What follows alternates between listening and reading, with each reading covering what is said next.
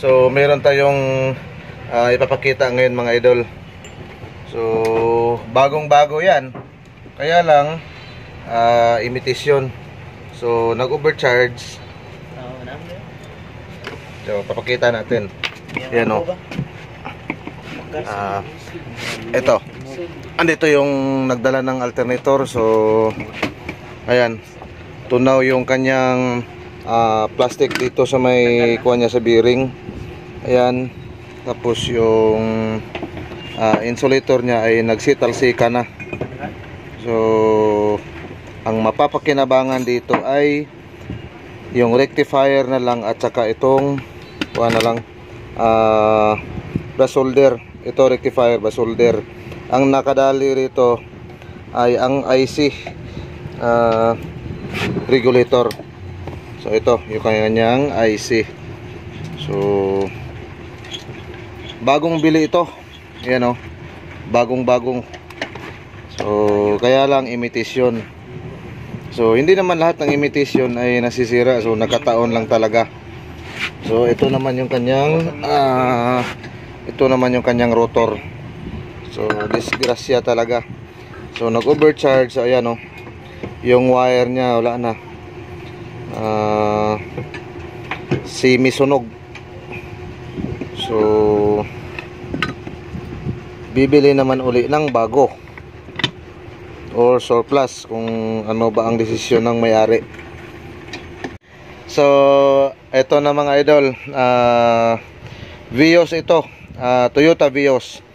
So kahit sino naman siguro na napagagaling na auto technician sa ganitong alternator, kapag ang IC na ang bumigay, ito IC ito walang magagawa itong rotor, itong rectifier ay itong stator. So susunugin niya yan, overcharge na kasi. So ano lang yan, saglit lang yan, isang oras wala na, tunaw na yan. Sa sobrang imitation niya ay nasira na kaagad. So mahirap magdesisyon ng ganito, lalo pag bagong bili tapos nasira kaagad.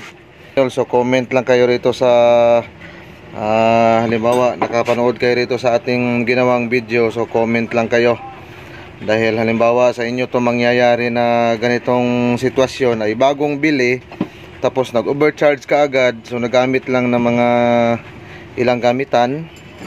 So ganito nangyayari. Hindi mo na kasi ito mabalik din sa auto parts. So dahil nagamit mo na, dahil napatakbo na ng mga ilang linggo. So ayan o, puti pa talaga yung kanyang parts dito. Yung IC, ayan o, puting puti pa. So mas maitim pa ang nagtatrabaho dito sa shop kaysa itong alternator na dinala rito. Ayan o, halos ang kintab pa talaga oh. So sobrang imitation niya ay walang tatak. Dapat may tatak man lang, yung tatak buhin ba kaya ito. Ayun yung kanyang tatak buhin nga. So sa magtatanong ngayon sa halimbawa na nakapanood ng ating video, bakit nag-overcharge? Halimbawa nakapag-trouble na kayo rito, tapos ang tanong natin ay minsan bakit nag-overcharge itong IC. Minsan pagka nag-overcharge itong IC regulator ay hindi compatible siya sa baterya, yung kinabitan rito sa alternator. Kaya dapat gagamit tayo ng ampere gauge. So papakita natin yung ampere gauge. So ito yung ampere gauge natin. So ito, kapag bagong bili or bagong kabit yung alternator, or kahit na ang battery ay bago, yun nga sabi ko, ito ang gagawin natin. Yung ampere gauge ang magsusukat ng charge para makita kagad kung ilang karga. Halimbawa, unang karga niya ay 30 or 60, dapat in seconds lang or isang minuto babalik siya rito sa bahagya sa 0. Yan. Hindi siya pwedeng mag-maintain sa 30 or sa 60 dahil overcharge yan. Dapat unang karga dahil malakas ang konsumo ng starter, unang start sa mangyayari dito sa pointer ng ating amperes ay papalo yan ng malakas. In minutes or in seconds lang babalik yan dito sa may kanyang zero. So ibig sabihin magre-regulate na siya. Kapag halimbawa unang na-detect natin na overcharge, unang start nag 60 or 30 amps, hindi siya babalik dito sa zero. So doon pa lang kung ginagamitan nyo ng ampere gauge, so makikita na kaagad yung trouble kung overcharge siya. So gagawin nyo ay magpapalit kayo ng baterya. So ito, papakita natin yung battery. Yan, ginamit namin to sa pang testing. So halimbawa lang, bago rin yung baterya na bili or kahit luma, so subukan nyo muna na magpalit ng baterya.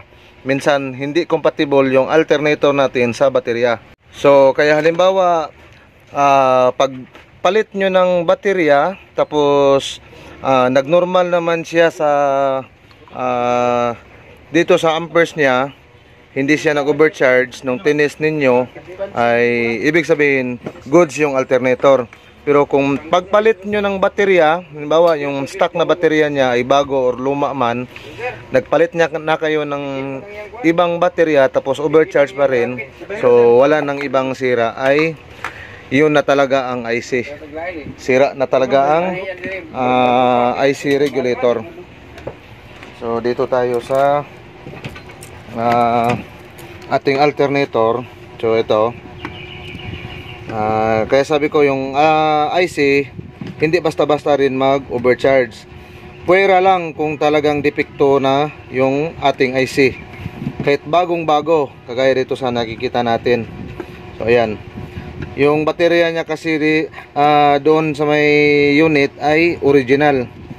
So napansin na lang ng ating kaibigan na technician, so overcharge. Nung binaklas niya, ay ito na ang nangyari, sunog. Yan o, nadali yung stator, rotor. Siyempre yung dahilan, ito yung kanyang IC. So ang matitira talaga, yung sabi ko kanina, ay rectifier na lang at brass solder, pati rin itong mga housing na lang. So sana nakakatulong itong ginawa natin na video mga idol. So para ito sa mga beginners or sa mga mahilig mag DIY. So ayun mga idol, halimbawa napanood mo tong video na ginawa natin, so huwag kalimutan mag-subscribe at mag-share ng ating ginawang video. So para ito sa mga beginners at sa gustong matuto or sa mga nakaranas ng mga ganitong trouble, so mas maganda panood nyo tong video natin. So ayun lang, kita-kits sa susunod na gagawin pang mga pag-share. So salamat.